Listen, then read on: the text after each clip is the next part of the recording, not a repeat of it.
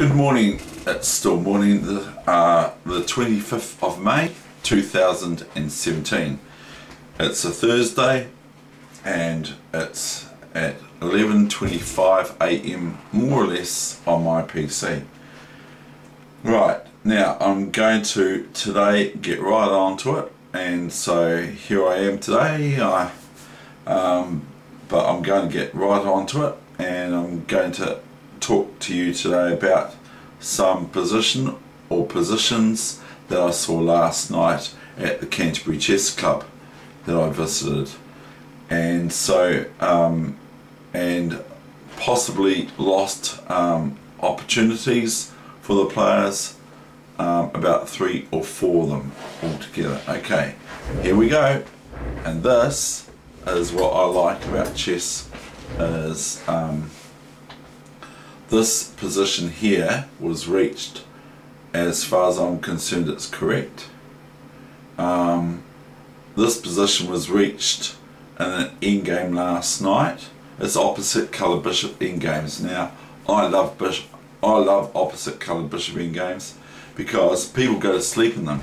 Here it comes. People go to sleep in them and they think, oh, it's a draw, it's a draw. And I've had people almost go to they've gone to the director of play and they say, Weegenaar's playing on, it's a drawn position, it's opposite colour bishop endgames. But hang on, it's still actually able to be won. Doesn't mean you have to give up on fighting for a win. And I've won about 4 out of 5 opposite bishops endgames. Opposite colour bishop endgames. Okay, here we got it here, and black was to move. Now, I think the king's here actually, I think.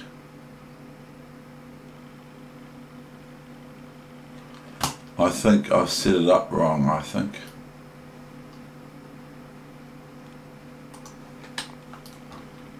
I think the king's here. Okay, and black's to move. Okay, so I think this is the position here. So white was met with black playing h1, queening, and then king takes here. So black played this. I'll just say it, queen, and white played bishop here, and soon after the game was reached a draw.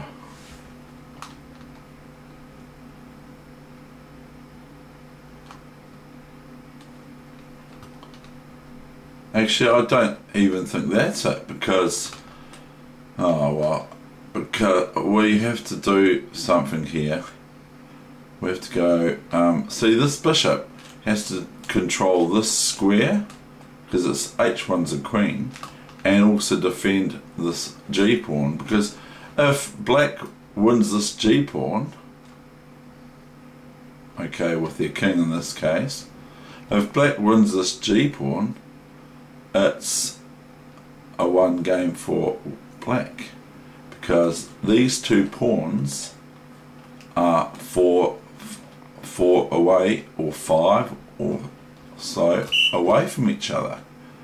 1, 2, 3, 4, and so that denotes to me at least a win. Now if black gets rid of this pawn, then they can come along here and nibble onto this a pawn and push this a4 pawn, and maybe even get the king to b2, and then white has to watch 50,000 weak points. This weak point here, where the black king is, this weak point here, and this weak point here, and this weak point is probably gone. So anyway, white was met with h1 queen, and not that it became a queen because it got snuffled up quite quickly, but I believe that this is a 1 position for black. And I got really close to it last night, where I end up winning this bishop on h1 with my king, and this pawn's being defended by my bishop, or black squared bishop, but I give this pawn away. I go c2, and I didn't need to. I don't believe I had to. I think I wanted to draw the king away from the protection of the bishop. Now the other thing is if I get to, once I get a bishop on this square or this square, my king can start running and doing things and becoming an active piece, whereas white has to remain home protecting this pawn and that pawn. This pawn is only one square away from queening, you see, so this is exciting my my imagination at least. So king g7, this is the mainline computer. King g7. Now white can either go here or here. Now here is not as good as here, but then again white has to now play a move. Okay, now they can play here, which gives black a target for later on. They can play here, which is probably going to be okay, but that's the target later on too for the enemy king if it comes from black comes to here b4.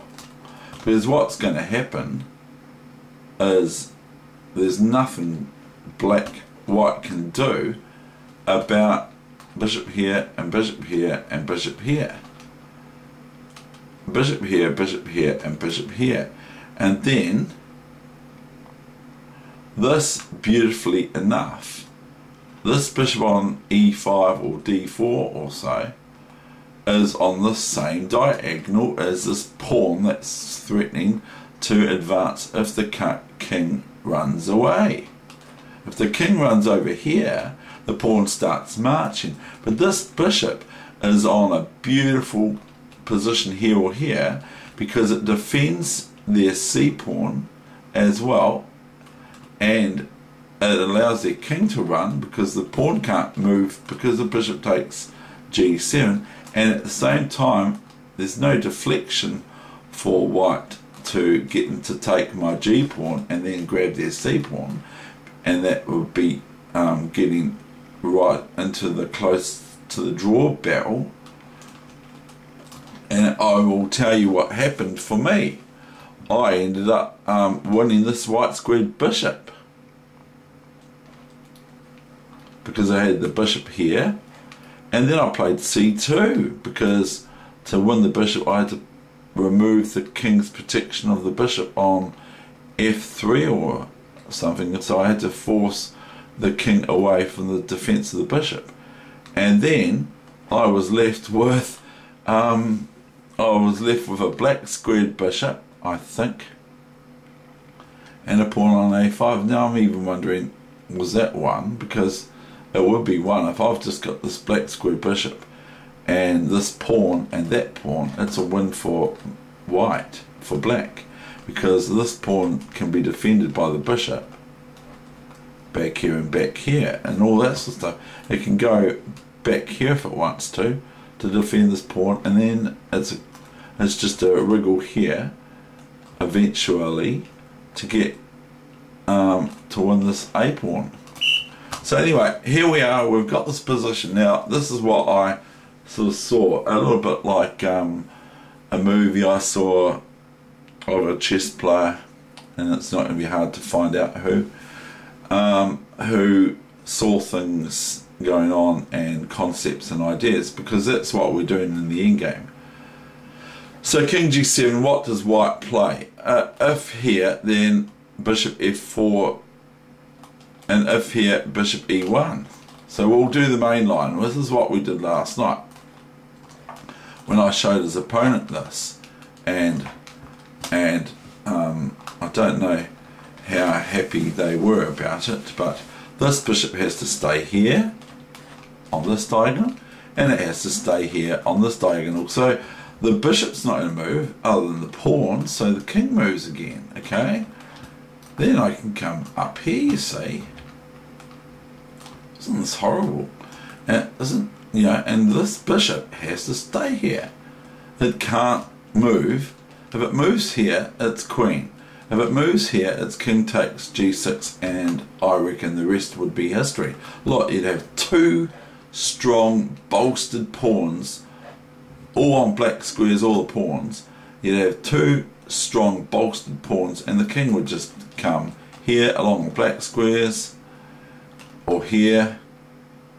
And if you've got this pawn on h2, and the king's protecting the bishop on d3, the king is on d3 protecting the bishop, and this pawn's not going anywhere, you got c2. And then after king, and that's threatening queen c1, so king has to take the pawn on c2, and then the white bishop is lost on e4, and then it's queen next move. So we've got king h6, okay, so we'll just dribble the ball here, okay, we're going up here. See, what's the thing is here, here, and we can go here, you see, or here, or here, or here, or here, or here. You can't go off this diagonal, it has to stay here, else it's queen next move, and checkmate probably also quite soon after. So here we've got this position. Now what I'm saying here is, if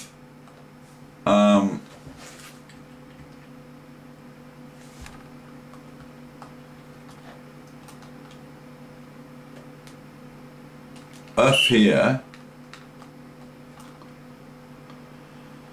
oh, how are we going to do this? If here, here, okay, alright, it doesn't like me, the computer doesn't.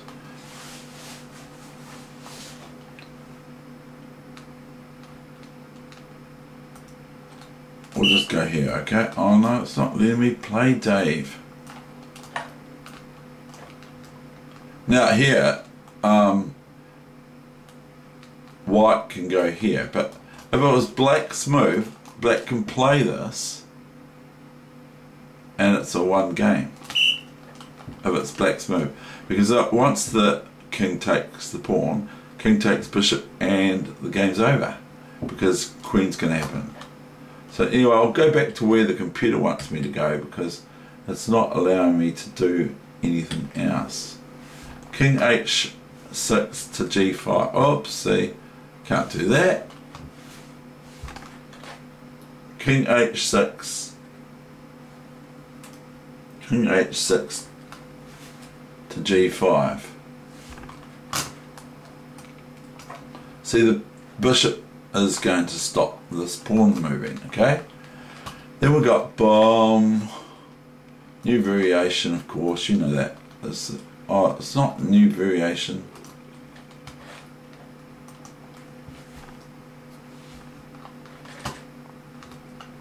We can go here. We can go here. And now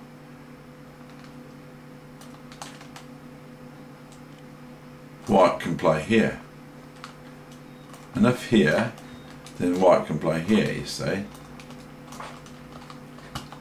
Now we're threatening c2, and it's history after that, because queen gets through, the big taste always gets through, c2 happens, and it's a resulting, now if the g pawn moves, you're just going to take it.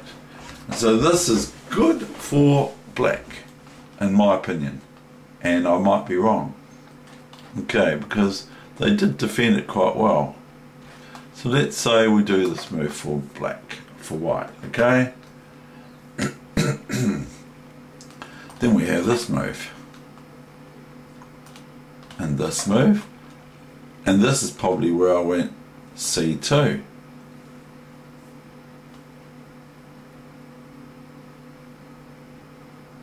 Now I can go here, for I can't. I can only can't.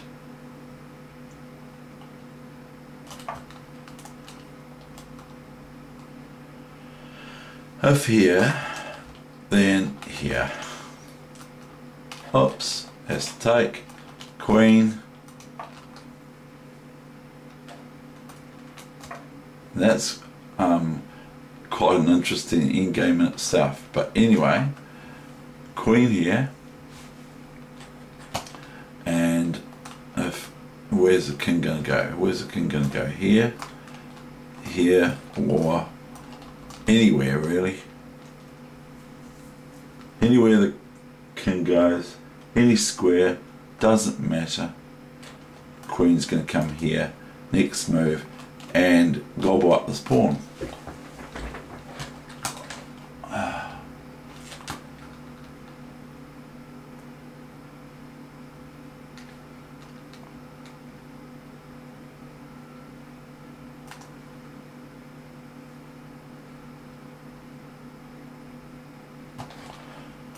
So what we'll go here again and see black can come into here, you see. King here to prevent my king coming, or black's king coming into here and here, and queening, and then this is a totally one game for black. So the other idea I had in my thoughts after that I was home already from the chess club, when I was thinking about it last night about 2 o'clock in the morning, I thought, well, the king can also race over to here once this bishop is established on e5. So all I'm saying to you is that I think that the very, very good mature good chess players and everything like that, but I did see a kind of an acceptance and a laying down of the arms when there was still play for black. Apparently though the earlier position wasn't very good for black, so maybe it evened out. Okay, so that's that position. Now I want to show you another endgame position, which is a wee bit shorter, and this is another game I saw last night.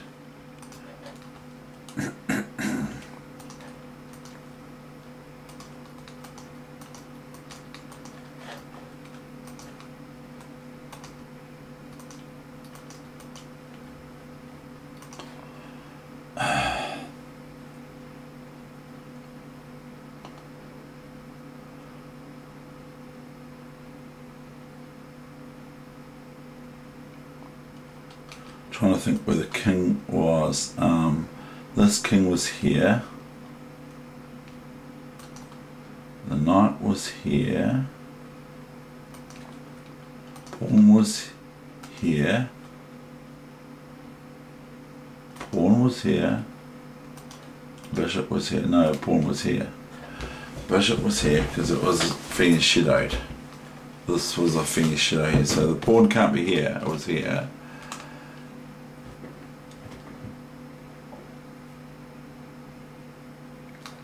It's white to move,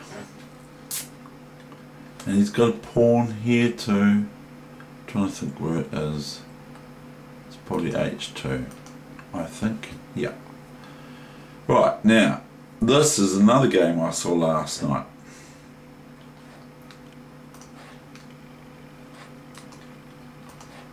Now the player spent quite a long time over this move as white. Now black's in a one position. That would possibly be the facts. Black is in a one position. Anyway, I came up with this move. e5. In my head I was thinking e5 looks very good.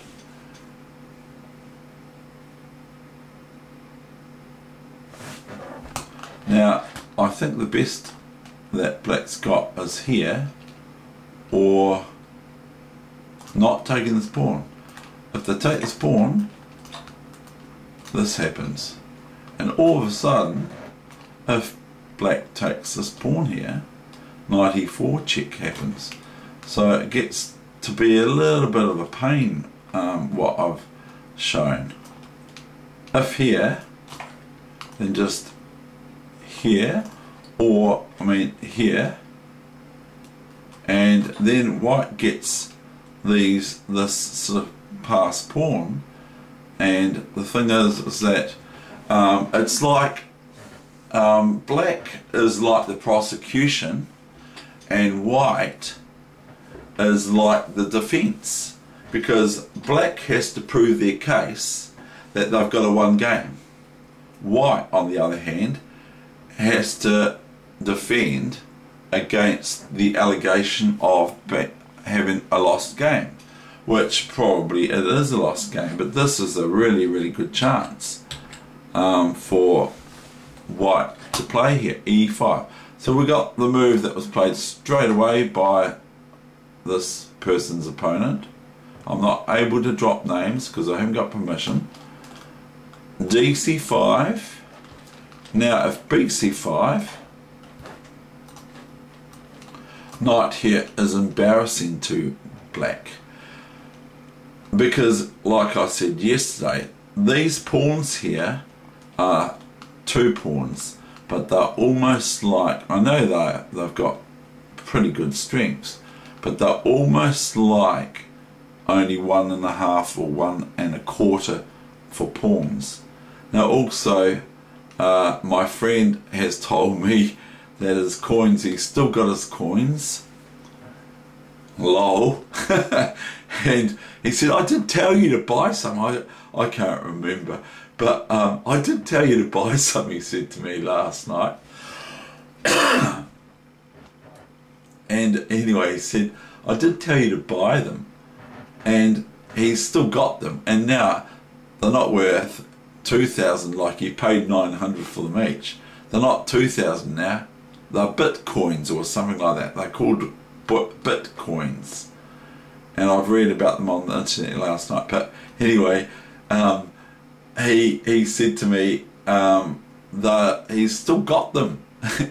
And he bought $10,000 worth, you see, so that equates to 25 of them basically, and they're now worth 4,000 each, $100,000. And I'm going, oh no, oh well, you know, I'd probably get attacked by the tax man or something like that, because some of my friends have been in that department, and so they'd probably make me into some sort of like into some sort of yeah, an example, not for chess. So anyway, if here, then here, and so what happened is the analysis went like this. Okay, knight check, king back here, you see, or one of them did. So this is the thing, you can see, I can see things, I'm the spectator, so I can see, the spectator does see more according to experts in chess, which I'm not an expert. I'm pretty reasonable, but I'm not an expert. Okay, now I'll show you another position that occurred.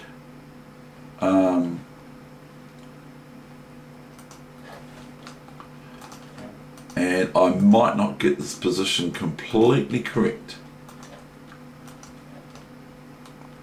Oops, that's not there, that's there, this is here, this is here, that's a queen, this is a queen,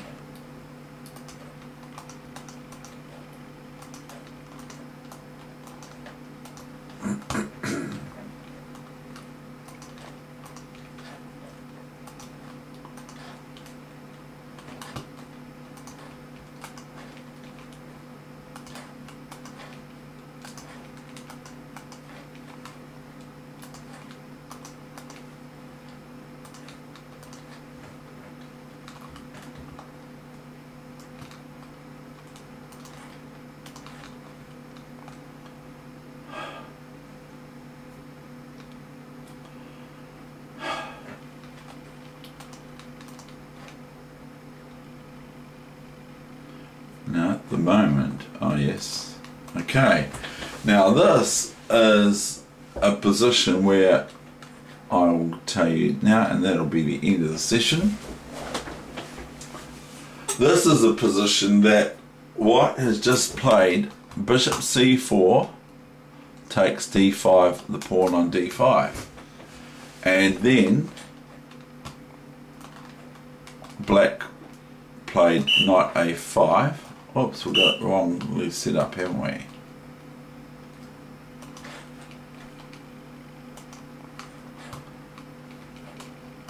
Black now played knight a5, you see, attacking the queen and also attacking the bishop on d5. If the queen moves away, of course, somewhere, then queen takes bishop should suffice for Black. Queen d5. So White wants to make protection for their bishop still on d5 is one idea, only to be met by a6, and White loses material. So I suggested this to someone who wasn't the person who was playing another game, a strong player, and like I said, I can't mention names, and they came back to me and said no, White's got queen e3, which they do have. But what happened here was this, believe it or not, this is what happened. This and this. I mean, White just went sort of like went sort of crazy. They didn't have to lose their whole king.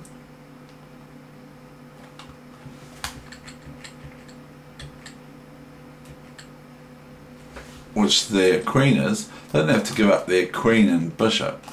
They can play here, as was suggested by this player. Okay, then Black's got this move, and I'm actually going to flip the board because I actually really like this position. Queen takes bishop, bishop g4. Now what's White going to do? Okay, can go rook d3, but notice Black's just about developed. All they have to do is throw a rook here and they're developed, whereas White's still at home with this bishop, and they're now having to defend this pin on f3 by the bishop and queen operating together. Well, White can play this, and then it's just simply this.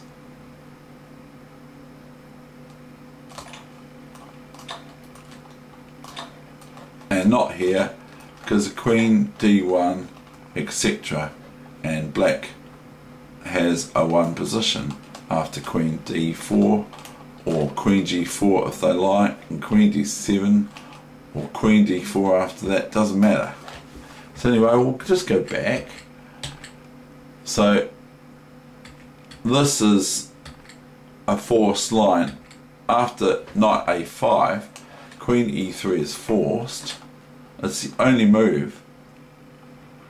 It's the only move in the whole thing we can find for White. But I didn't leave it there because he said, well, yeah, it's all right. Black's, White's okay after queen e3. Yeah, he keeps his peace. Then comes queen d5. Right here. Now, if rook d3, that's probably okay, but this is probably the move we're going to play here. Rook here. Now, if maybe just queen here, but what happens here is this. Now, White has to take here, not here, because of a rook, and the bishop's defending the queen, of course. So white has to play this horrible looking move to stay in the game. And then you can play rook here and here. And then white has to just keep defending. See? White just has to keep defending. And it's not, so I was on a wee bit of a high yesterday and probably a bit of a pain. I actually got told off by some senior chess players as well, some other ones, for interrupting their analysis and all that sort of thing. So I was probably a wee bit of a pain last night, a bit of a pascop, like my main Mulder would say. But the thing is that this is quite reasonable, although I've just seen this move for white brings them out of their position, does it? No. There's a queen f1, king here, queen here, king here is forced. Now we've got the issue of our knight's attacked, our rook's attacked for white, for black, and that's the thing. So we've got to be careful. Granted, we can't go here, we haven't got time.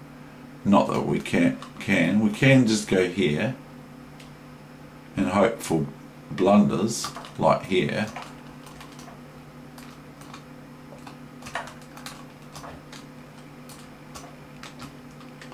And then what can we do? Now what? We can go here, can't we? And then chomp, check.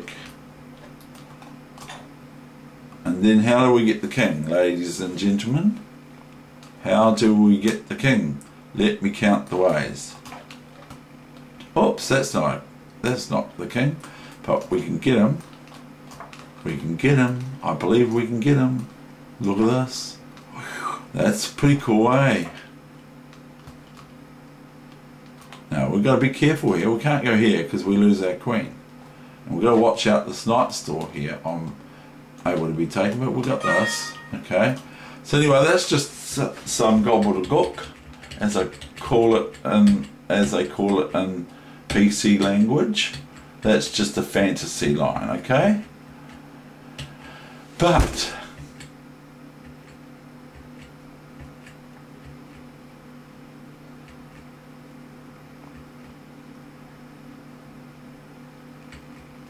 here, the best move we felt for white was this, because we've seen the mainland or the main line. Black was met with bishop f7, rook f7, queen f7, king f7, and lost some 45 years later. White would be possibly met by this move or this move. Now I don't even know which one I like better.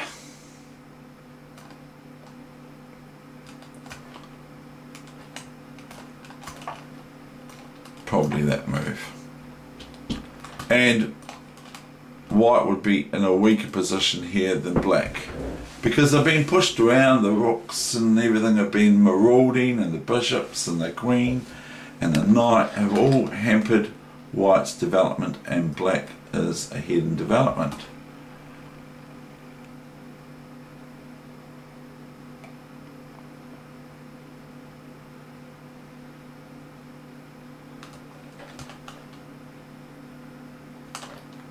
So we can just take here. I don't like this for black, for white. I just don't like it. White could play b3, because this knight can come into here and threaten this pawn, so they'll probably play b3. And then once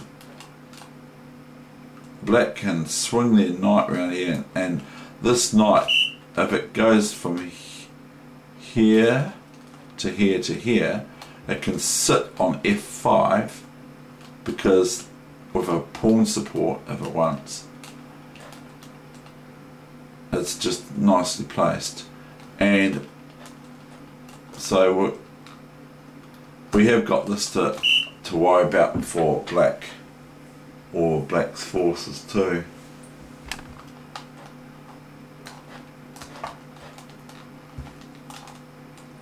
Maybe here or here, in which case we can do this. See, and because white's not developed properly yet and has weaknesses, they have to look after their pawns, you see. Because here they're either going to go back here, or they're going to do something else equally bad, because this bishop is attacked twice by the knight and rook. Okay, so there you go. There's some black won this game here. That's not the question, but white could have played a lot better than what I witnessed. So as I was saying before, when someone's got a one game of chess, it's like they are the prosecution, aren't they? They are the lawyer, or the side of the prosecution.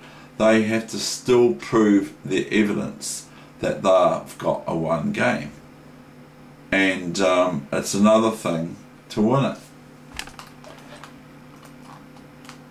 If we have 50,000 moves here, we can go knight here, knight here, knight here, and there's hardly any way there's no way for white to defend this pawn short of moving it if the knight can get here. Anyway, that's the end of my session. So keep an eye out for lost opportunities, because they do happen. An example of that is the Chess Player's Bedside book, which I got in the 70s, the Chess Player's Bedside book, and that states no queens, how boring. And whereas then the person who's not thinking that is thinking no queens, opportunity for me to win, because this is the same thing again. It's like it's the ingredient of today. It's the flavour of this session, is that in chess, do not rest on your laurels and think, oh, it's a one game, or oh, it's a lost game, or oh, it's a draw. Think further than think outside the square. It just so happens that we happen to have the cathedral square, but think outside in Christchurch, but think outside the square in chess. Do not think automatically, because it's like going into the courtroom and saying, he's guilty, she's guilty, I'm not guilty, he's not guilty, and then the judge would never ever be a judge. He, she would never ever be a judge if they went into the courtroom with a decision already at hand. They would be it would not be impartial of a judge to think that way, and there would be ruled a mistrial, and that's the thing, because the judge has to be impartial. So they have to give equal opportunity to black and white in this case. Okay, that's the end of my session.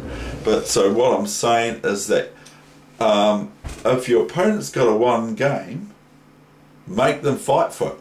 You can only lose the game of chess. If you're going to lose the game of chess, you can only lose it once. So I said a long time ago, why resign?